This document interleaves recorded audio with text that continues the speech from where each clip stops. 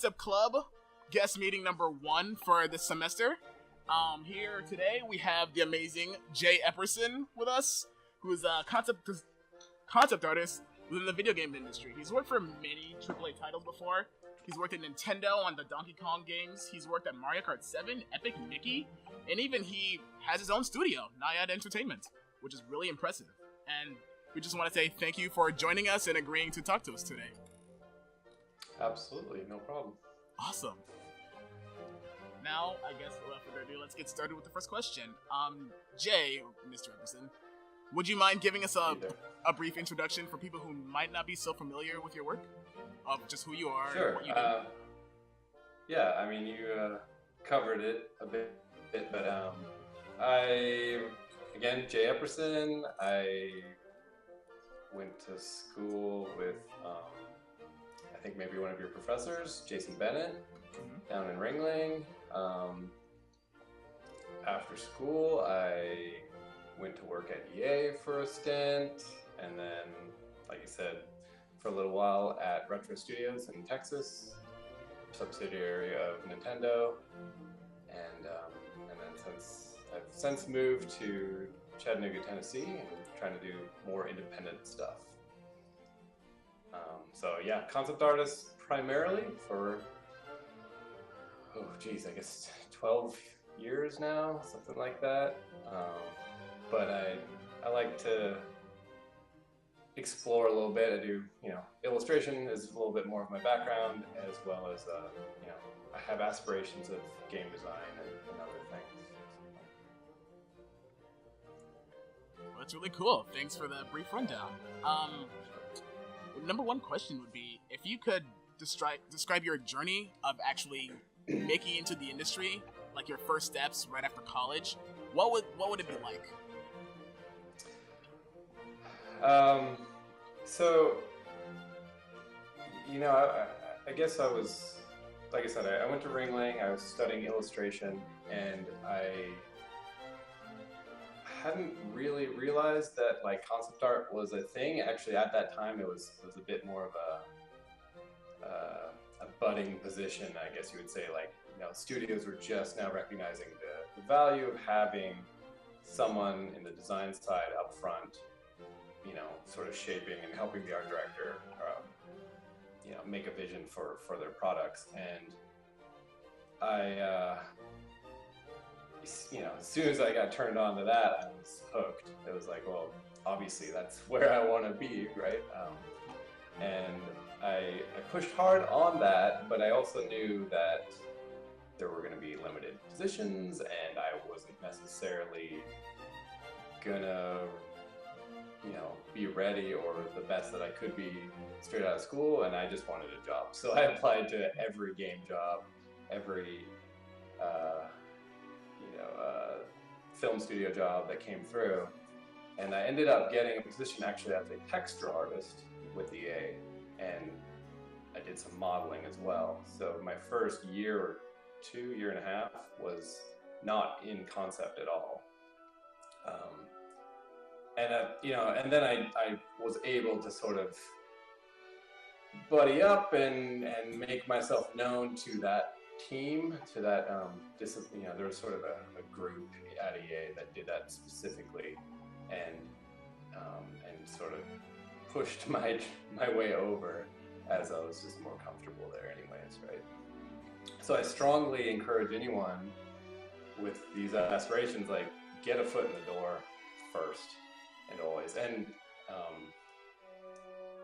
do your, you will very much have to own this yourself, right? Like, I was at school studying illustration, but I got hired as a texture artist and did modeling, and all of my 3D work and my texture work was all extracurricular. It was all off hours, bugging my computer animation friends to show me how to use Maya or any of that stuff. So just kind of, I don't know, a little bit of serendipity, I guess. Cool. But that's really cool. I never even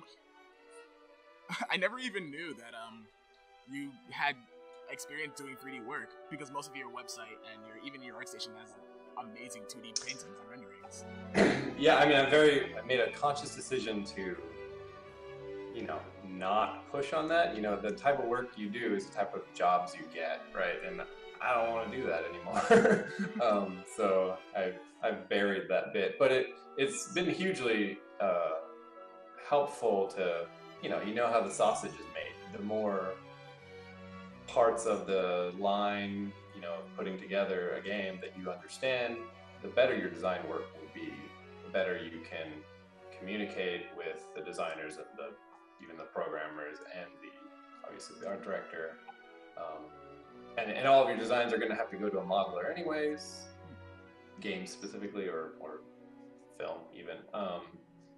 So that understanding has been and that experience has been hugely helpful.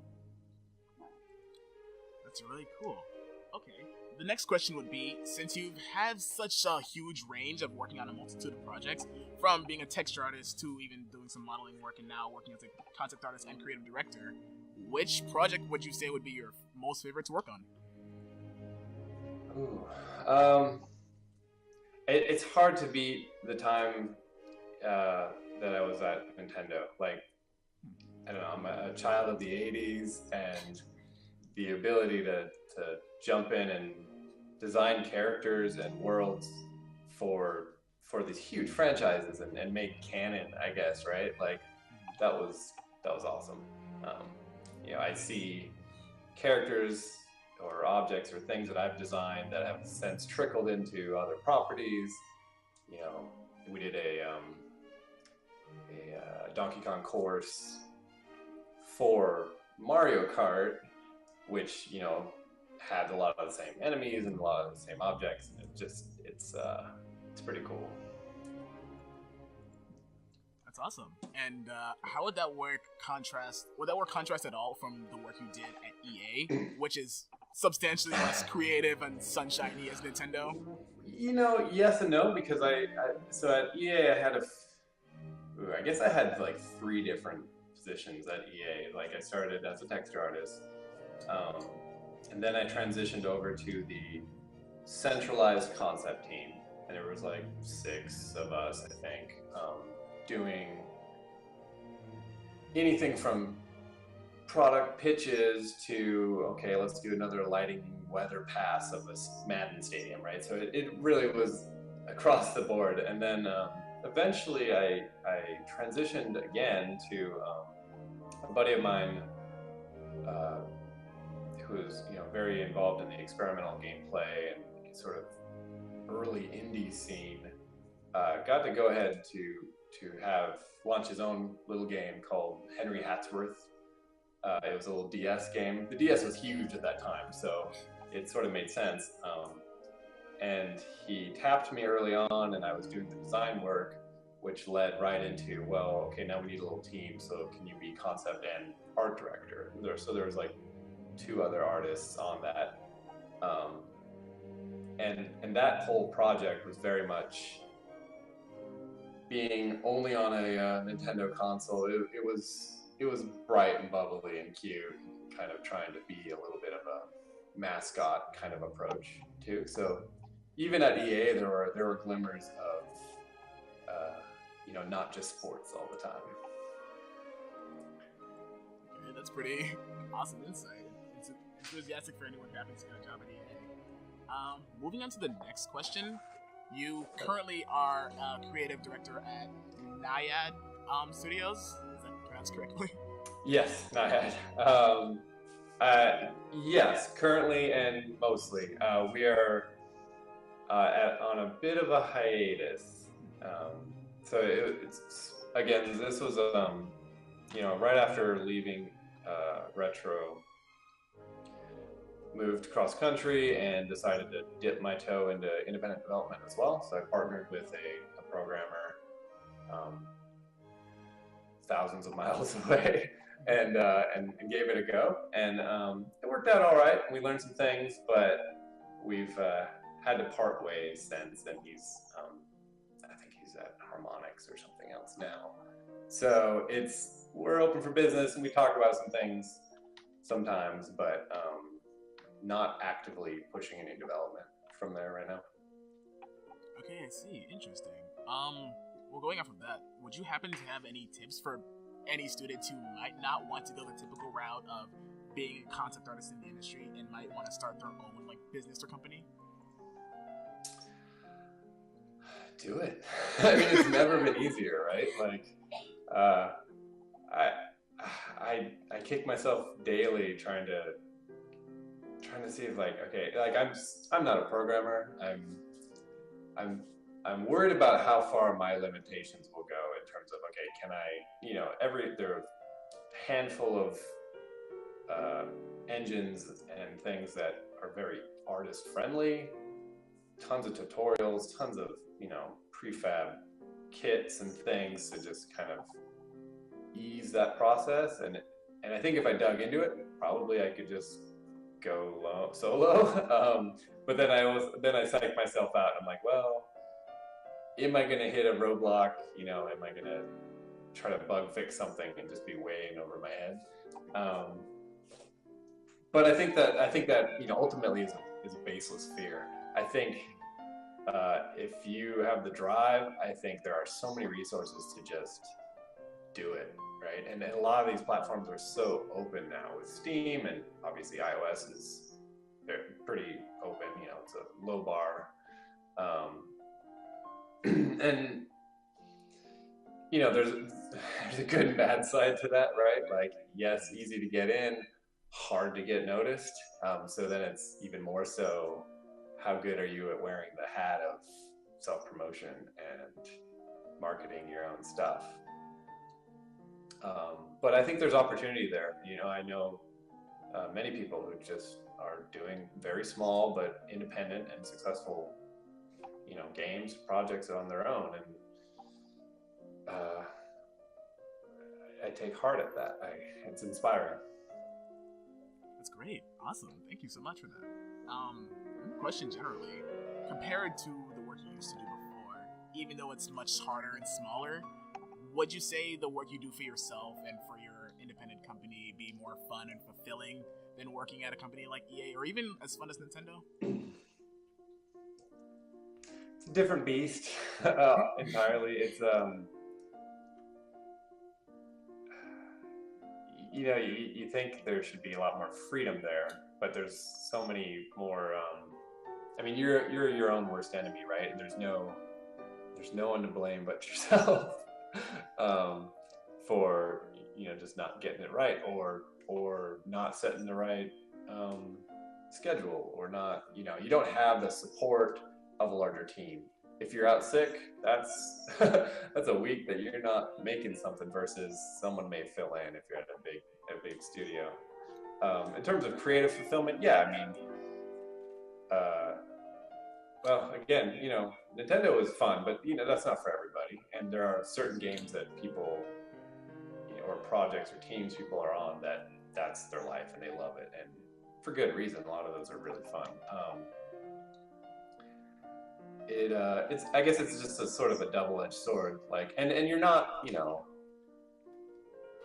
I guess you could be completely open and free and just do some really wild stuff, and a lot of people do, and I totally respect that. There's games about bread and rolling things and whatever, right? Like, and that's awesome. So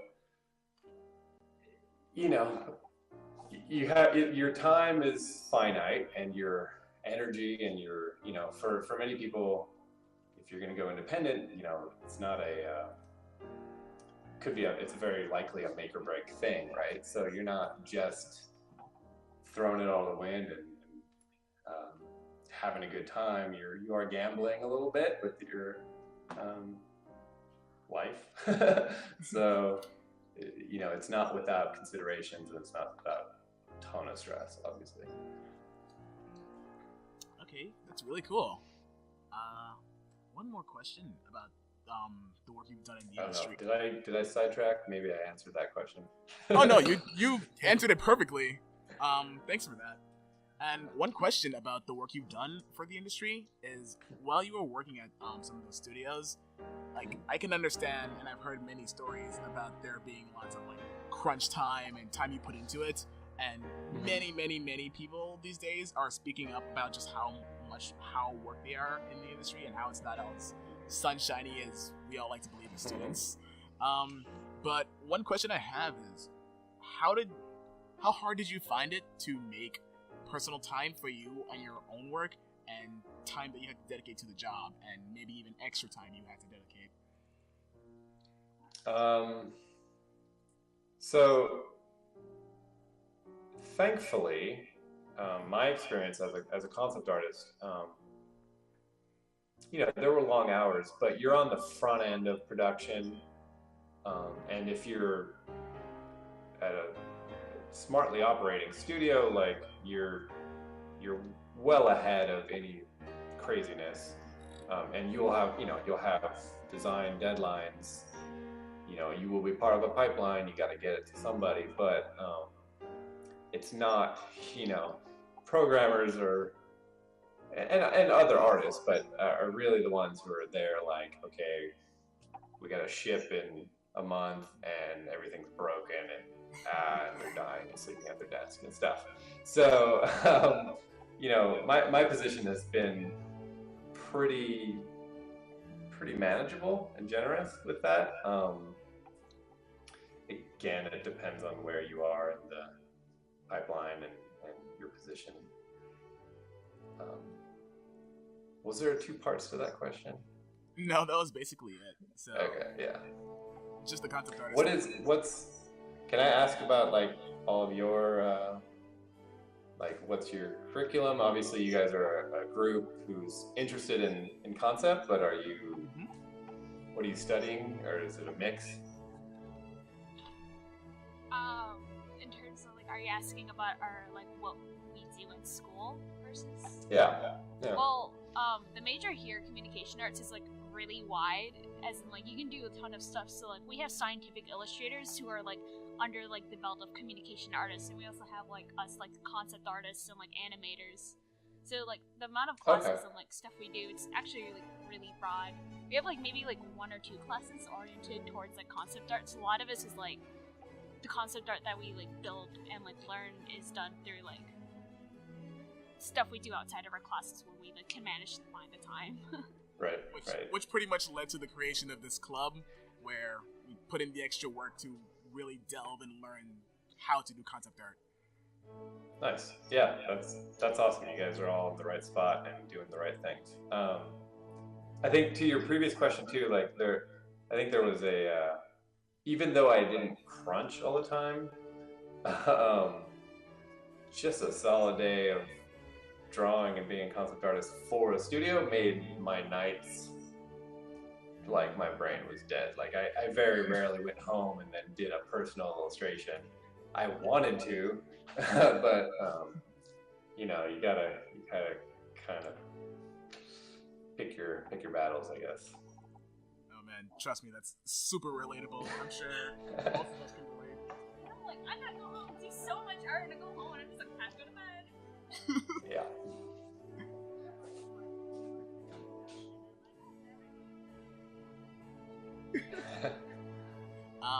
Actually, going off of that, super curious. What would be the typical day in the life of a concept artist? Since we don't really know how it's and I'm sure it varies from studio to studio, but just a summation of your experience from all the work you've done, what would be the typical day in the life? Sure. Yeah, I mean, check in, have some coffee, answer some baloney emails. No, so specifically I can speak to EA and retro a little bit, right? And again, it depends on where you are in the pipeline, you are in development. All right, if for the last project I did for retro Donkey Kong Country Tropical Freeze, so I came in at the end of the previous Donkey Kong, and so I was doing a lot of the pickup work and last minute design. Hey, we need a new enemy, we need to do this, but a lot of the world building stuff had already been done. But then, as we rolled off of that, it's okay, we're gonna do a sequel. what are we doing? And that's the funnest time, where it's just throw everything against the wall. And I would come in really with an open schedule of, talk with the other artists, set up some meetings, and draw and show the art director and the designers what you got. Do you have any story ideas? It's a lot of just putting it together. And I think we, landed in a pretty good spot with that. I early on was thinking about it like,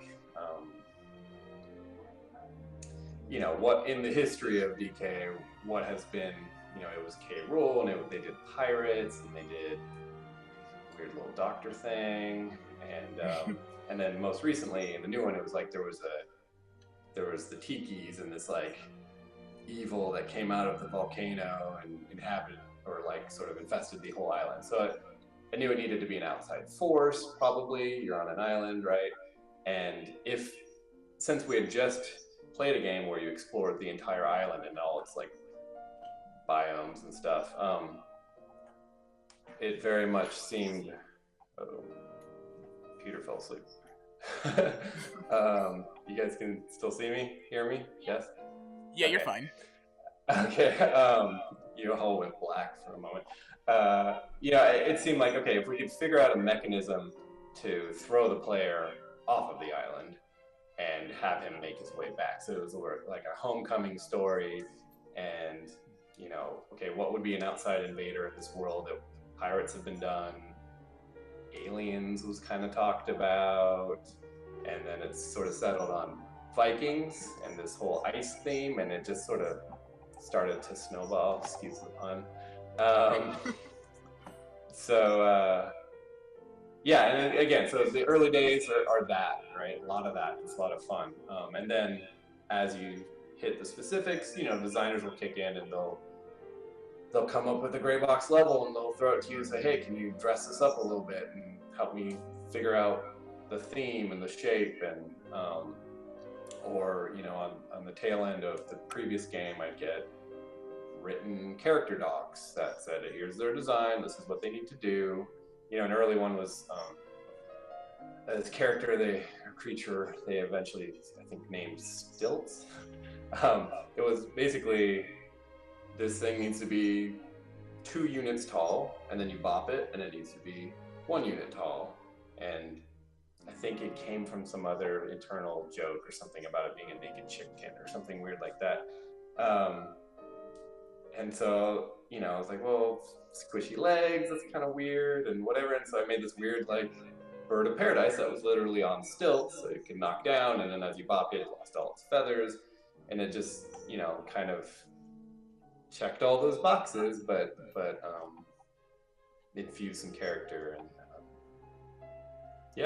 so it's either open-ended, or you have specific design docs or things from the art director that they want to explore and they want to be able to show to the team. Oh, really interesting. And to contrast the work you've done for such a big company like Nintendo to the more indie projects you've done, would you have, would the day-to-day life be any different? Would there be more or less things to do? Definitely more, and more diverse things, and things way out of my comfort zone, which I think is good and healthy, right? Like, if you're too comfortable, you're just probably not pushing yourself enough. But that also gives a constant feeling of help. What the hell am I doing? So I mean, our title for Naiad was called Sneaky Sneaky. It was sort of a semi-turn-based stealth tactics game of sorts, for PC and iOS. And it definitely started with design first.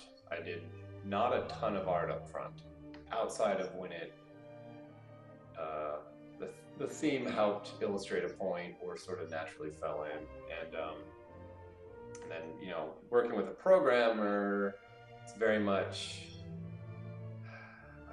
I don't know, as an artist, I'm very feely. Like, I know that this should feel this way, but communicating that is like, well, no, tell me specifically what that does, right? Like, we're trying to come up with an AI system for some of the enemies. It's like, well, do they see you? Do they track? Do they versus, I want something that I can hide from, or and then on top of that, again, being a two-man studio, we're the marketer, we're the business heads, we're the every part of it.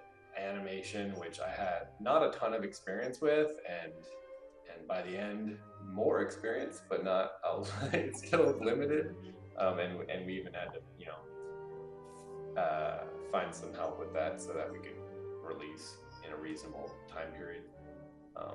So if you're going indie, wear a lot of hats. That's definitely that's the thing. And be prepared to put a lot of time in.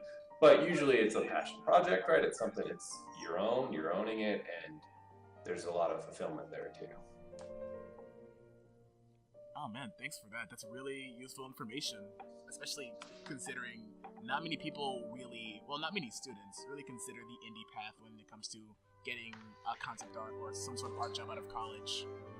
Yeah, I mean, everyone has their own, their own story and means, and I couldn't have done it straight out of school. I had a pile of school debt and and quite frankly, not enough experience on multiple levels in order to I don't know, execute on anything meaningful. But that's not, I'm not necessarily the only example or the norm, right? I mean, there are people who are Renaissance people, right? And they do everything already. So it's, play to your strengths. And I think in many cases, if you can land a job at a big studio, there are huge benefits there. EA may not have been always my favorite subject matter or game type. Not a big sports guy. I don't really, but they gave me a shot out of school, and they trained me, and they did a lot of, they were very helpful for that, and continue to be, right? And there's a lot of mega studios these days that they're set up like pipelines, and they really need some specific, new talent to fill those holes, and it can be mutually beneficial. Okay, cool. Thanks for that. Yeah. Okay. Moving on, I wanted to ask some questions about your artistic process, since it's so interesting. Many of your pieces are very lively with such dynamic perspective and really dramatic lighting and wonderful use of color. Sorry if that's too many compliments. No. Would you have any workflow tips for students trying to attain an art style somewhat similar? Do I have a style? I don't. Yeah, I don't know.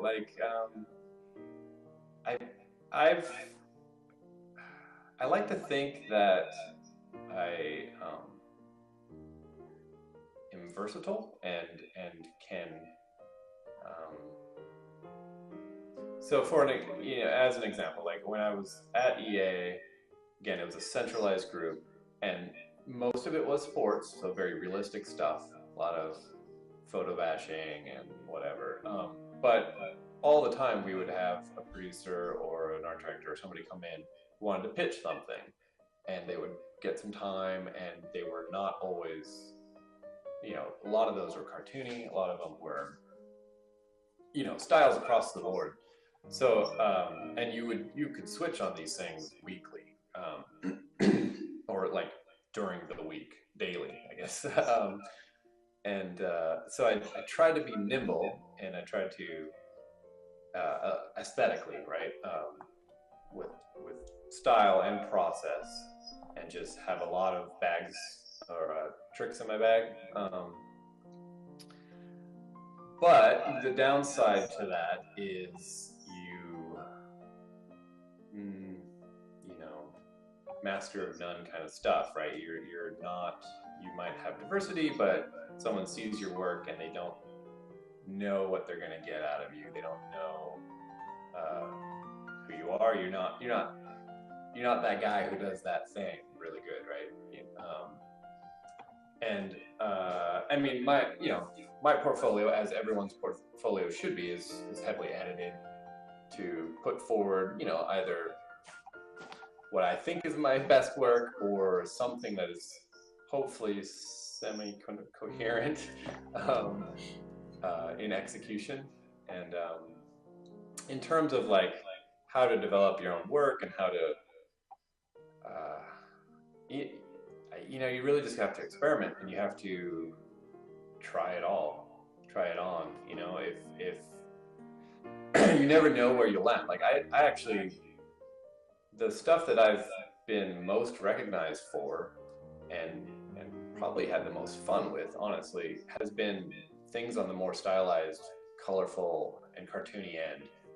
The Hathor stuff, or certainly the Nintendo stuff, it's high profile, so it kind of goes hand in hand. But and that's not work that I ever thought I would be doing as a student. Like I was oil painting, and I thought I wanted to be a fantasy illustrator, which I do some of that these days, but not a ton. And it just, you know, through different projects at EA, and there was a lot of Disney guys there, right? So, because it's in Orlando, and they didn't really have an animation studio there anymore, so we had a lot of really talented people with very different perspectives than what I had gone to school with or had currently, and you just sort of, you know, absorb all these different things and try it out, and that stuff stuck and resonated with people, so I did more of it. So really, you know, just I think you're probably since you're a concept club, I'm sure you guys are looking at everything and a lot of kick-ass artists who do a variety of things, and you know, it's go ahead and imitate and emulate and see what fits with you. What did you do well? What didn't you do well? And try to be your own worst critic, obviously, so you can progress and edit your own portfolio and develop your own look, obviously. Okay, thank you for those workflow tips. Since we have about 20 minutes left, would you guys want to open it up for Q&A? Okay, so if you have a question, come on up to the mic and ask Jay your question.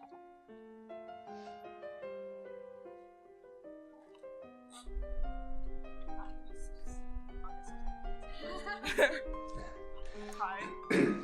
Hey. How do you deal with like imposter syndrome when you are creating your portfolio? Because like sometimes I feel like my best work isn't representative of the work that I produce most often. Does that make sense? Your best work is not. Wait, can you restate that? Sorry. Restate. Okay, so like. Yeah. Sometimes I feel like if I put my best work in my portfolio, sometimes I feel I don't always produce work that's at that quality. Does that make sense? So like it's my best work, but it's not like well, we all do that. Like I have a terrible time keeping a sketchbook, right? Because I'm so scared of having a bad drawing in there. And then I just don't draw, and that sucks. That's not a good way to approach it, right? And in terms of feeling like an imposter, whatever. Everybody don't. First of all, I mean, don't put your weakest pieces in your portfolio. Obviously, you are as strong as your weakest piece. And if you did it once, you can do it again. It wasn't a happy accident. You worked there and you got it. And you know, yeah, it's a understandable feeling, and you may not arrive with the same results the next time. It may be, you know, sometimes you'll be surprised and you'll exceed and go above and beyond your best piece, and sometimes you won't quite hit the mark. You felt like you did all the right things and the same things, and the piece just doesn't speak as well as previous work. You just move forward, you know, it all adds, it all stacks, and it all helps develop further. Thank you.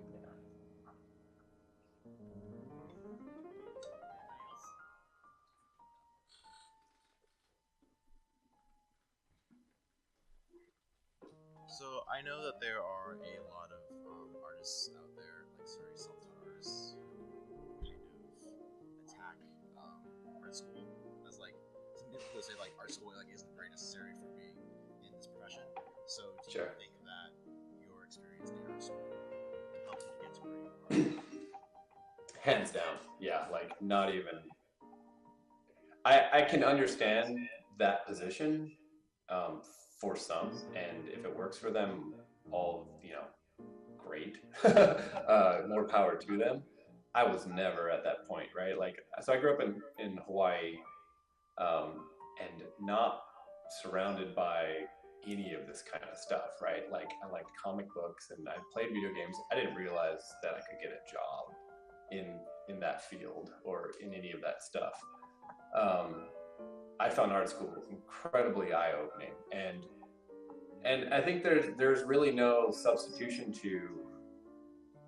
I mean, you get 4 years, maybe 2, whatever, depending on your circumstances, of focused, just learning and absorption, and things you may not have expected to dive into. If you're self-taught, like, I mean, what are you looking at, right? Like, do you have the discipline to, or even the baseline to pull from enough, masterworks or color theory, or like, I mean, are you just focused on, I want to learn Photoshop really well and I really like anime, and so now that's what you do, right? Versus being exposed and learning the fundamentals. And life drawing and just all the stuff that I wouldn't have had access to and I wouldn't have pursued if I hadn't gone to art school. So it was, for me, it was completely life-changing, or all of my job starting out was a direct result of, Ringling had a very good career services. They brought a lot of companies in. They really gave me, or everybody, the I guess a good footing in how to present yourself and who to pursue, and I'm not sure I would have found that on my own either. But of course it's not, everyone is has their own situation, and there are insanely talented people who can just do it, right? Or they'll drop out of school early on because they have just fallen into a job already or know how to do it. So it takes all types, but I don't knock it at all. I think it's what you get, school, like anything else, is you get out of it what you put into it, and you will. I mean, that's the best way to. I don't know. It's a worthy endeavor, in my opinion. Okay, thank you. Yeah.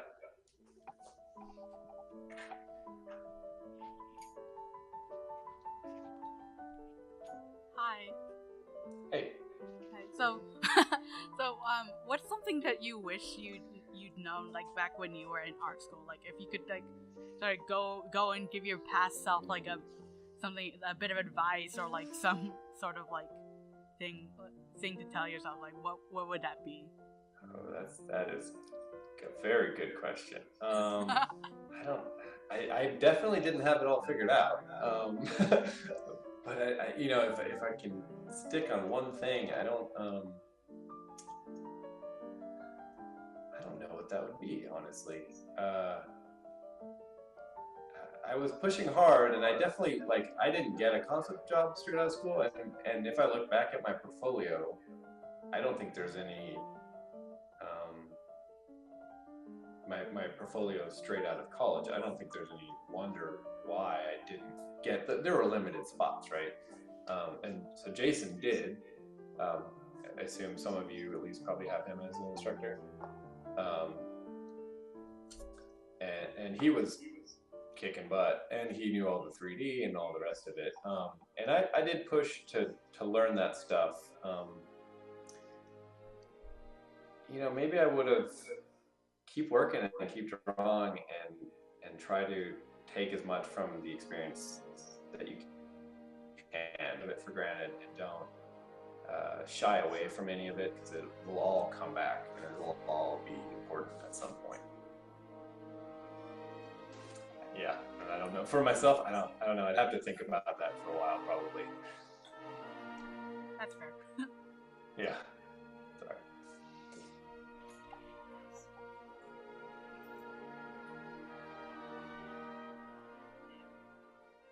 Hello. When it comes to self-advertising and getting your name out there, what would you say like the best approach to that would be?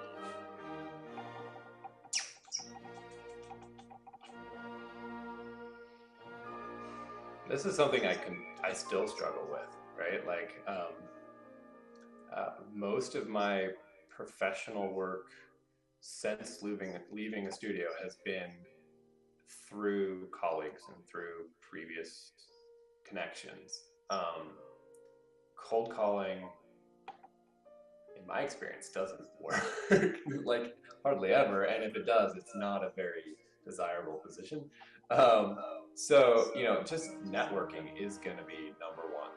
And so, go to GDC if you can, go to, different conferences. If you can get an internship, if you can land a job, that's going to be helpful. And that's not the only way. I'm sure people, if you have remarkable work and you put it out there in enough places, you will get attention. But there's a lot of people with remarkable work, and it can't be understated how much just knowing somebody in the right place at the right time can help. It's not a great answer for a student, I realize that. Yeah, I mean, here's the other side of this is you never actually know where opportunity will come from, right? There will be sometimes the smallest things can turn into something else, or you could do. I don't recommend doing free work, but I remember I've heard stories of people who would do like promotional pieces for a friend or some local studio or something, and then it would just get exposure. I don't support that because we all race to the bottom when we all undercut ourselves and work for free or cheap or all the rest of it. But you kind of have to weigh each of those opportunities as they come, because exposure is certainly, when you're starting out, is huge, and any way you can get it is good, but just don't be taken advantage of, obviously. Yeah.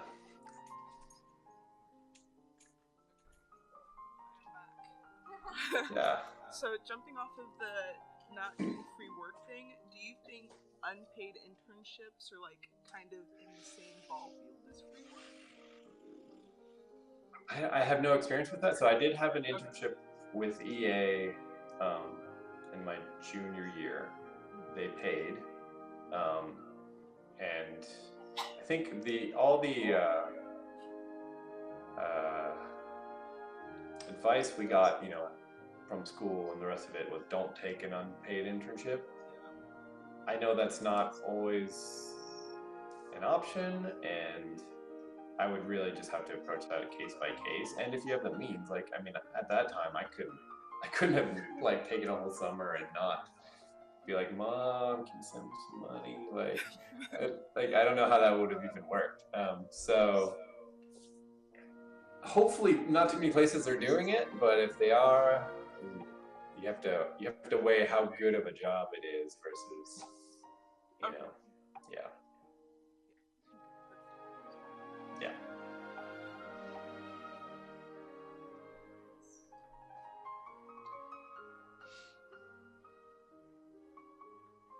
Okay, I guess that's all the questions we've had.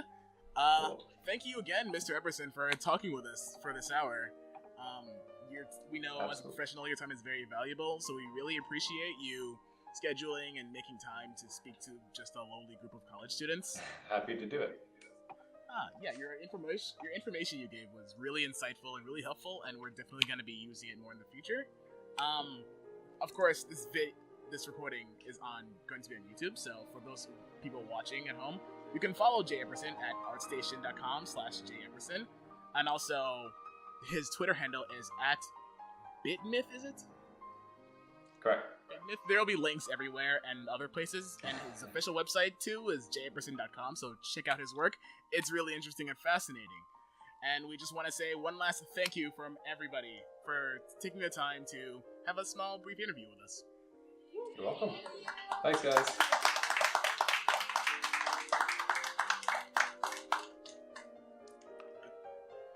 Okay. All right. And have, with a, that, have a good night. thanks, you too. Yep. Yeah. Take care. See you guys.